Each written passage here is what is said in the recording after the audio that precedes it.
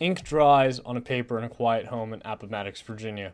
There's a polite handshake and the dutiful respect an enemy gives to his better. The American Civil War is over. The Union stands victorious and the Confederacy is vanquished. Lincoln promises peace over the continent and a new era of freedom for the nation's African population, long held in bondage. Instead, he would be struck down, and Andrew Johnson's presidency would see the gradual erosion of those goals as the nation instead became home to a new breed of white supremacy, and a century of sharecropping and Jim Crow legislation would be ushered in. This, of course, begs the question, what if Lincoln had survived and Reconstruction was successful? Well, to cut off my own dramatics for a second, there's an immediate problem. Lincoln was a moderate and did not necessarily want such sweeping change and equality. In fact, his own Reconstruction plan called for a measly 10% of the 1860 voting population in southern states to swear loyalty to the Union, the general pardoning of non-officers, and the protection of remaining Confederate property. While some land was given to the freedmen during the course of the war, that's not exactly the kind of Reconstruction we want, and we know that because fundamentally that's what Andrew Johnson did, and look where he got us.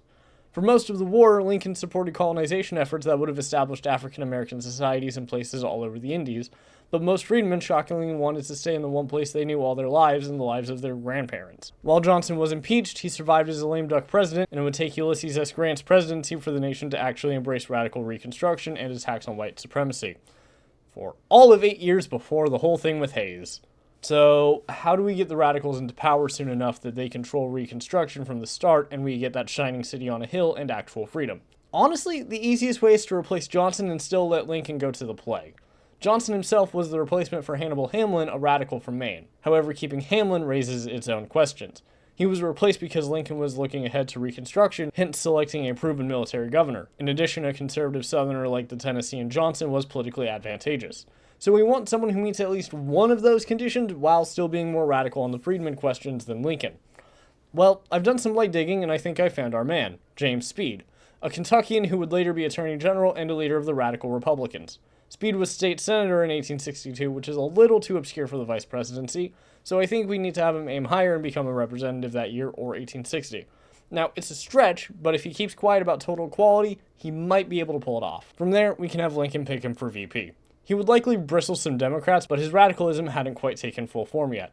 However, he did come to support racial equality by this point. Funnily enough, Speed might actually lose Kentucky when he runs for re-election. They were very much a southern state at this time and voted accordingly. Regardless, what does this Reconstruction agenda look like? Well, going by the congressional Reconstruction of our timeline, which Speed supported, we do have something of a reference point. The South would be divided into military districts during Reconstruction, while African American men would be emancipated and enfranchised through the 13th Amendment and the 1866 Civil Rights Act. While in our timeline, the southern states were able to get around these with the infamous black codes that disenfranchised on the basis of everything but race, technically. Here, with both Congress and the executive acting in a radical vision from the outset, that will be much harder. In addition, the federal government will make use of its power to confiscate the property of pro-Confederates and will likely turn much of this over to the freedmen, which coincidentally gives the Republicans a very nice base in the South. What a fun little quirk of history when moral actions also ensure your political survival. In all seriousness, this is a very good thing, making it much harder for the white population of these states to actually undo Reconstruction by impoverishing the black population. This, plus the fact that Congress won't accept representatives or senators by states that haven't yet adopted the 13th through 15th Amendment. Finally, there won't be any blanket pardons for Confederates, or at least it won't be nearly as liberally applied. And the Union will be a lot more careful when it comes to allowing the South to actually rejoin. It would take much longer for states to be readmitted into the Union under the system for a number of reasons. Firstly, the obvious fact that the white majority Southern states will be unhappy about having to admit those ideas in the first place, meaning that it will take longer for the majority of the voting age population to actually accept the Union's loyalty oath, meaning that as far as the Union cares, they're doing it to themselves. Then of course there's the question of whether the Union actually admits the Southern states back when they apply and say that they'll be good and not oppress anyone. As a result, the 1868 election probably looks very similar to 1864. Hell, it might even be Speed versus McClellan again. That being said, there are some states that I think would be admitted by this point. Namely, the black majority states with a large group of recently enfranchised men that now have secure property and means to protect themselves. In 1860, there were two states that were majority slave, South Carolina and Mississippi. If we assume that the federal government has forced through the provisions against the black codes, which is A, their goal, and B, the point of the video, then these two states would likely be admitted by now as strong Republican states. Louisiana had the next highest percentage of slaves, and technically had been readmitted under the Lincoln Plan, but that was undone in our timeline, and that would have happened here until Speed and Congress were satisfied. In addition to the legislative protection, Speed would maintain the Union occupation for a while, and it would feel like it.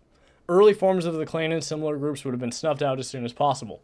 though of course this would be imperfect. It's not like the army was lacking in bigotry at this point given the 1860s of it all. In addition, the army would likely be segregated, with black officers being a rarity and almost never allowed to command white units, something unlikely to end before World War I. The occupation and anti-Klan actions would continue throughout both Speed's second term and the 2 terms of whatever Republican succeeds him, but we'll get to that. In general, I think that Reconstruction, i.e. the removal of the South from the political process during the occupation, will last for a similar length of time to our timeline. The Union's people at this point just didn't care enough about the African American population to actually enforce long-term equality. After the war, the people wanted a return to normalcy and peace, not the continuation of sectional politics and bloodshed that had taken hold since 1848. However, Speed's legacy won't just go up in smoke. Firstly, by actually giving the freedmen land and money, he ensured a means for them to resist the attempted restoration of white supremacy. In addition, the Republicans won't quite be able to abandon the freedmen like they more or less did after Reconstruction. During our timeline's Gilded Age, the country more or less pivoted from racial issues to labor ones, at least in national politics. Here, because the freedmen are more entrenched and able to sustain themselves, they remain a major voting group, and one that the Republicans strategize heavily with in the South, keeping them competitive. Plus, Speed will also be the one to set the tone for what a peacetime Republican ticket looks like. Being a former Whig, he'll guide the Republican Party toward that Whiggish interventionism, tariffs and infrastructure bills. In fact, it wouldn't surprise me if he used those sorts of tactics during the literal aspects of Reconstruction. Going forward, who succeeds Speed? It's Grant. There's no point in beating around the bush. It's Grant. The man didn't run for the nomination and got in 1868 in our timeline. In 1872, it would basically be the same story. The only reason I'm assuming he doesn't usurp Speed in 68 is that the radicals would have very little reason to alienate the moderates by betraying the party's incumbent at that point. And even then, there's probably still a faction that want to do it. Grant's presidency is likely pretty different than it was in our timeline, since he would oversee more of the states being admitted than Speed or his successor, and probably wouldn't have to deal with the actual messy bits of Reconstruction. However, his cabinet was horrendously corrupt in real life. He largely chose them himself, and he chose a lot of men from the army, many of whom had loose civilian morals. As a result, despite his personal interest in civil service reform, his presidency would be mired in scandals in ways that I think happen in this timeline as well. Now, interestingly, Grant resurrected old colonization ideas and attempted to buy out the Dominican Republic as land for freedmen and eventual statehood. While I'm not sure that it would happen here, without having to deal with Sumner's factional control over the Republicans, it might have a better chance of passing. So, maybe? It's hiding the Senate in our timeline. The territory would probably be a little more unstable as it adjusts to the US constitutional system, and I don't think that many American freedmen would move down to the Caribbean at first. The result is likely similar to how Arizona and New Mexico, where the Hispanic influence stalled statehood, but I think that the population of the region would force the Union to admit Santo Domingo sooner than those two, which might help Puerto Rico in a few decades if the Spanish-American War happens. Very sorry for the quick interruption, but if you're enjoying the video so far, please consider subscribing for more alternate history content like it every week. This video was suggested by Cahokia Official in the comments. We're already starting to close in on 1,000 subscribers, and I've started to cook up plans for it. I think we can get there before Halloween, but to do that, we do need your help. Thank you guys so much for watching. Now let's get right back to the show. Now, what the hell are the Democrats up to? Well, in our timeline, they didn't actually run a candidate in 72, instead endorsing a splinter ticket made up of liberal Republicans who were betrayed by Grant's radicalism, as well as his economic nationalism. Though, to their credit, many were more affronted by how brazenly corrupt the administration was than any policy disagreement. Here, that likely happens in 1868, since Speed would go full throttle on radicalism with the death of Lincoln. However, instead of Horace Greeley, who had spent decades attacking the Democrats as vile slave owners, we'll say that the liberals nominate Benjamin Gratz Brown, a Missouri native, as well as Charles Adams. While this ticket is still defeated, it puts up a better fight due to a greater willingness to work with the Democrats. Throughout the 1868 and 1870 elections, the liberals replace or subsume more Democratic seats as the party of Jackson remains tainted with treason without the National Union ticket of Lincoln and Johnson. In addition, the Democrats are actually kind of boned down south, ironically enough, due to the presence of so many freedmen who refuse to vote for them on principle for at least a generation. The result is that while the Democrats field their own man in 1872, by 1876 they're effectively replaced by the liberal Republicans. But I'm just going to call them the liberals because they'd probably drop the Republican name after an election or two. Now, despite being a credible challenger to the Republicans, the liberals don't quite pull a win out until 1876. By that point, most of the American population would just want Reconstruction to end if it hadn't already, and the Panic of 1873 would be a problem for the Republicans. While this election was very close in our timeline, the two parties had become increasingly similar in politics. A generally laissez-faire economic view and a moderate racial stance. The main differences were how brazenly corrupt they were, and that one of them wanted to end Reconstruction. Here, the liberal walkout back in 1868 means that the Republicans are left with their more protectionist members in addition to the radicals. As a result, the election is allowed to be a referendum on the state of civil service, which favors the Liberals a hell of a lot more than the Republicans. In addition, the absence of Johnson all those years ago could actually hurt the Republicans. Now they've had 16 uninterrupted years of control, and frankly, they've only entrenched their positions further and deeper, which will just generate party fatigue. As a result, the Liberals finally win in 1876 under a banner of civil service reform and finally ending Reconstruction. The country that the Liberals take over in 1877 would look rather different than ours. The Redeemer Democrats, Dixiecrats more or less, don't exist anymore and never really got off the ground. As a result, African Americans remain much more affluent and influential and a powerful voting bloc in the country. However, the Republicans likely would have kept a very high tariff. While they were in charge in our timeline, they were more divided economically and had flirts with more classical liberalism that opposed such things. Here, though, they've been headed by much more dogmatic interventionists for a while, and as a result, the Union remained more protectionist. In addition, I could see the US being more nativistic, since the Republicans more or less have always had that baked into them. The Chinese Exclusion Act being just one unfortunate example. In addition, I could see the anti-immigrant rhetoric stoking the African American population based on the idea that, say, German immigrants could threaten their ability to maintain their recently acquired political power. A liberal government would more or less be a reaction to these ideas, and while it could reduce them, it wouldn't exactly be able to reverse all of them without at least some outcry. As a result, the third-party system is more or less dominated by questions of nativism and the tariff. The Gilded Age will be very interesting as it begins to pick up in 1870 and continues through the 1880s. With the high tariff, even the South will begin to see industrialization pick up, especially in states like Virginia and the Carolinas.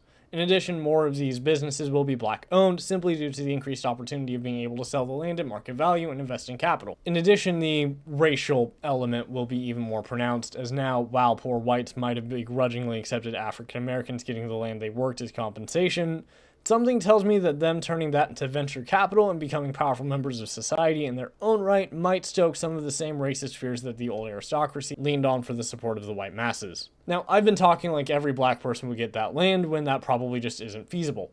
As a result, there will still be something akin to the Great Migration, though it probably isn't quite as explosive as in our timeline, since African Americans are generally able to protect themselves from racial violence and get factory jobs at home a lot easier than they could in the real-life Deep South. However, there will still be those who just can't quite get in on it back in the Carolinas or in the Deep South and will move out west to places like Nebraska and Colorado. I recognize that they're nowhere near each other, but they're both in the west relative to the south here. Similarly, there will still be movements up north, and that will result in the emergence of a strong black middle class. As a result, there will still be racial tension in cities like Chicago, Detroit, and Washington, D.C. With that strong black middle class, I do think that music genres like the blues and what will become jazz would start to show up a little sooner. Now, I know exactly zilch about music, and it's not like we can use historical artists for the movement 40 years early. Most of them are children at best. I hesitate to say that it would be exactly like the Harlem Renaissance, since most of the cultural impetus of that movement did start around the 1870s and is doing so now, but it would hit the ground running, so to speak, due to the greater social mobility afforded to black Americans. And this will seep into other aspects of art and culture as well. We'll get into film in a moment or two, but just keep that in mind. From around the mid-1890s to 1910s, the Gilded Age began to overlap with what's known as the Progressive Era. This was when labor began to really and truly fight back against capital, manifesting in things like strikes and attempts to get industrialists to stop selling rat sausage, or at least admit that the sausage might contain rat. Black Americans were an active part of this as well and attempted to improve their conditions both racially and as laborers. Here, there are many more black industrialists, and they're doing better in regards to civil rights, so I don't think there would be a united consensus among African Americans in regards to that question. The People's Party, aka the Populists, emerged around this time as well, based on the demands of farm workers and their own needs, though it would evolve into a broader workers' party before largely being subsumed into the Democrats. Here, though, things could get interesting. The Republicans generally remain a big business party, and it's not like classical liberals are known for their support of worker unions. Plus, the Liberal Party started as moderate Republicans, picking up their more democratic elements in the 1870s and 1880s. As a result, the People's Party could wind up with a bit more durability and could even force an election or two to the House. This is where I think the African American vote begins to diverge to the point where it's not really a thing. By that I mean, up until this point, the Republicans had a stranglehold on them politically due to the Party of Lincoln reputation and not really abandoning the caucus. However, in real life, the Democrats finally began to sap at that by going left on the labor question. While their votes were still overwhelmingly Republican until FDR and especially LBJ, workers' rights did generally mean good things for African Americans. As a result, if there's a party dedicated to that question and civil rights are already not bad, then there's no reason for them to vote as some sort of monolith. Basically, the working and middle class group behaves like the working and middle class. Now, to be clear, there will still be bigotry and racism. The fact of it is, white Southerners aren't going to be happy about working with black people to advance themselves. We saw this in our timeline with segregated unions and similar operations. Here, while segregation is limited, it's not entirely gone. The Army itself is segregated, and it's not out of the question that the Union is unable to stop private businesses from doing it. It's just that the government is supposed to be colorblind. The result is that the People's Party, while competing for the black vote, is also the only major party able to actually lean in on that anti-black resentment from the white population of the South. If white people are forced to live in slums while the descendant of quote-unquote lucky slaves enjoy proper housing paid for by the sale of land 20 years back, I could easily see a lot of conflict. It wouldn't go full Klan simply due to the increased means of defense, but it would be rough. Black laborers, the ones who didn't get access to the old plantations, will suffer the most. As we approach the 20th century, I do want to dabble a little bit in the history of film, which I do know marginally more about than that of music. See, during the 1890s, it was more or less a novelty thing. A kid goes to the theater, gives him a nickel, and watches a few moving pictures. If anything, there would be newsreels as the main use of film. However, by the mid-1900s, the decade not the century, the novelty had actually begun to crystallize into an artistic medium, with the slight problem of Thomas Edison wanting a cut of literally every movie made due to his belief that using his tech gave him part of the rights. This, in addition to the matter of climate, is part of what incentivized the film industry to move out west, Hollywood as an institution. However, prior to that point, it wasn't really as centralized. With a bit of luck, I could actually see a second media center emerging as some sort of Black Hollywood. It might be a little bit of a stretch to say with certainty since there are still those environmental factors that make California preferable for this, but you know what? Let's have some fun with it. As to where it would be, it's hard to say for certainty, but I'm partial to somewhere in North Carolina or Virginia. They have reasonable access to both the coasts and the Appalachians. Plus, most of this video is focused on the Deep South more than anything, so we should probably throw them a bone. There's one other part of this that I want to address. Namely, film has something of an original sin that's hard to say applies to other mediums. One of the first blockbusters, one of the first films to really and truly be taken seriously was called Birth of a Nation, and it was utterly vile and pro-Klan in everything from its script to its cast to its cinematography, which also sucks because it was reportedly a technical marvel.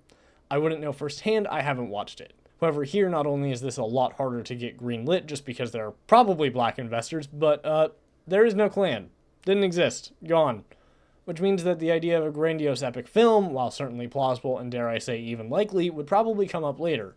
Perhaps something to do with the actual American Revolution, which could actually be sick. Going back to politics, it's hard to say how things evolve. It would be very funny if the Republicans folded to the People's Party and we got a fourth party system based entirely on factions that never really existed in real life, but that seems like a stretch. The problem is that neither the liberals or the Republicans really make sense for the populists to fuse with. Even the Democrats at least had some populism in their partisan ethos and a malleable social stance. Plus, most labor unions already preferred them over the Republicans due to the latter's perceived elitism. Here, that party doesn't really exist anymore. As a result, I think that the progressive era is one where the Liberals and People's Party are in a near constant fight over who survives. The Republicans are too entrenched to collapse suddenly, in my opinion, leaving it really only between these two. However, the People's Party, I think, has the advantage. Firstly, they're in a better position to lean on the poor whites of the South and thus can dabble into religious politics, and oh look, there's the Prohibition group. In addition, what do the liberals really bring? States' rights and non-intervention in the market?